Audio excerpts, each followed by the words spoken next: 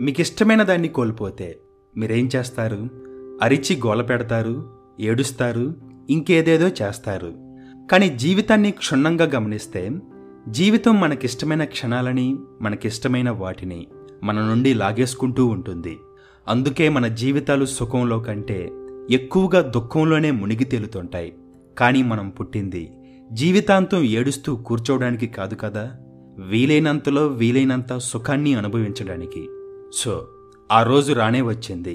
Franz కాఫ్కాకి 40 సంవత్సరాలు అయినా ఏ పెళ్లి చేసుకోలేదు, పిల్లల్ని అసలే కనలేదు. అతను ఒకరోజు పార్కులో నడుస్తూ ఉండగా ఒక చిన్న పాప ఏడుస్తూ కనిపించింది. పాపం, కాఫ్కాది జాలిగుండె. వెంటనే ఆ పాప దగ్గరికి వెళ్ళి ఎందుకు ఏడుస్తున్నావని అడిగాడు. ఆ పాప తనకిష్టమైన బొమ్మను పార్కులో పోగొట్టుకుంది. అదంటే తనకి చచ్చేంత ప్రాణం. దాంతో ఇద్దరూ కలిసి ఆ బొమ్మ కోసం పార్కు మొత్తం వెతికారు. బట్ అయినా ఆ డాల్ కనిపించలేదు. ఒక పక్క టైం అయిపోతూ ఉంటుంది. అప్పుడు కాఫ్కా ఆ పాప దగ్గరికి వెళ్ళి, ఇప్పటికే చాలా లేట్ అయింది, నువ్వు ఇక ఇంటికి వెళ్ళు, లేకుంటే నీ పేరెంట్స్ కంగారు పడతారు. కావాలంటే రేపు మళ్ళీ వచ్చి వెతుకుదామని చెప్పి ఆ పాపని ఇంటికి పంపిస్తాడు. నెక్స్ట్ డే మళ్ళీ వచ్చి ఆ పార్కు మొత్తం వెతుకుతారు. బట్ ఆ బొమ్మ ఎక్కడా కనిపించదు. దాంతో ఆ పాప ఇంకాస్త ఎక్కువగా ఏడవడం మొదలుపెట్టింది. అప్పుడు కాఫ్కా తన పాకెట్లోంచి ఒక ఉత్తరాన్ని తీసి తన బొమ్మ రాసిందంటూ చదవడం మొదలు పెడతాడు. మై డియర్, ఏడవకు. నేను ఈ ప్రపంచమంతా తిరగడానికి బయటికి వచ్చాను.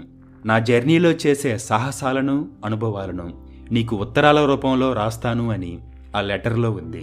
దాంతో ఆ పాప ఏడవడం ఆపేసింది. అలా చాలా రోజుల పాటు కాఫ్కా రాసిన లెటర్స్ని ఆ బొమ్మ రాసిందంటూ ఆ పాపకి చదివి వినిపించేవాడు. ఇలా కొన్ని రోజులు గడిచిన తర్వాత కాఫ్కా ఒక బొమ్మను కొని, నీ బొమ్మ ప్రపంచమంతా తిరిగి మరలా బెర్లిన్కి వచ్చిందని ఆ డాల్ని ఆ పాపకిస్తాడు. కానీ ఆ పాప ఈ బొమ్మ చూడ్డానికి నాదానిలా లేదంటుంది. దాంతో కాఫ్కా చివరిగా తను రాసిన ఉత్తరాన్ని తెరిచి చదువుతాడు. అందులో ఏముందంటే, ఇన్ని రోజులు నేను చేసిన ఈ జర్నీ నన్ను చాలా ప్రభావితం చేసి నన్ను పూర్తిగా మార్చేసింది అని ఉంటుంది. దాంతో ఆ పాప నవ్వుతూ ఆ బొమ్మని దగ్గరికి తీసుకొని ఎదకు హద్దుకొని ఇంటికి తీసుకెళ్తుంది. సో ఈ ఇన్సిడెంట్ జరిగిన 1 year తర్వాత కాఫ్కా చనిపోయాడు. అలా ఇంకొన్ని సంవత్సరాలు గడిచిన తర్వాత ఆ పాప కూడా పెద్దదవుతుంది. కానీ ఒకరోజు ఆ బొమ్మ లోపల ఒక ఉత్తరం ఉండడం గమనించింది. ఆ లెటర్ కాఫ్కా రాసిందే. ఆ పాపకి ఒక మెసేజ్ ఇవ్వడానికి కాఫ్కా రాసిన చివరి ఉత్తరం అది.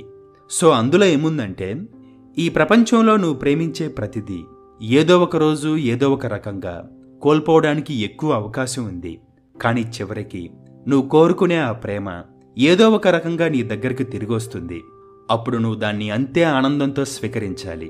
లేకుంటే నువ్వు కోరుకునే ఆ ప్రేమని ఎన్నటికీ పొందలేవు అని రాసింది. సో ఈ కథని, ఈ మాటల్ని ఇక్కడితోనే వదిలేస్తున్నా. దీన్ని ఇంకాస్త ఎక్స్ప్లెయిన్ చేస్తే అందులో ఉన్న అందం పోతుంది.